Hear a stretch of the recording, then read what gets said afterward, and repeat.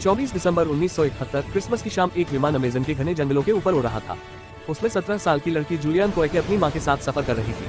अचानक आसमान में बिजली गिरी और विमान हवा में ही टूट गया। जूलियन 10,000 फीट की ऊंचाई से नीचे गिरी, सीट से बंधी हुई, लेकिन चमत्कारिक रूप से जिंदा बच गई।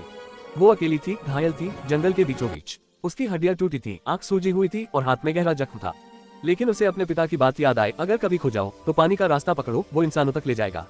जंगल में 11 दिन तक उसने बारिश का पानी पिया, थोड़ी सी मिठाई खाई और कीड़ों मकोड़ों से लड़ी। उसके शरीर पर जोकें चिपकी थी, लेकिन उसने हार नहीं मानी। आखिरकार उसे एक छोटी सी झोपड़ी मिली, वहीं वो गिर पड़ी। लकड़हारे उसे देखकर हैरान रह गए। वो 92 यात्रियों में से अकेली जिंदा बची। वो थी जूलियन कोएके, वो लड़की जो आसमान से गिरी लेकिन मरने से इनकार कर दिया। एक गांव में एक बिल्ली रहता था जो बिल्कुल इंसान की तरह दिखता था।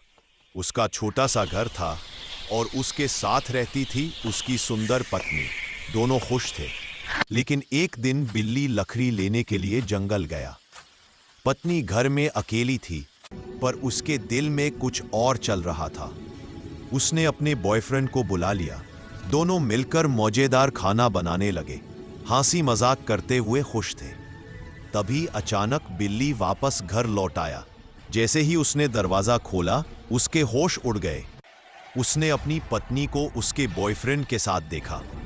बिल्ली का गुस्सा आसमान छू गया। उसने दोनों को तुरंत पकड़ लिया, रस्सी से बांध दिया और बिना कुछ कहे उन्हें नदी में बहा दिया।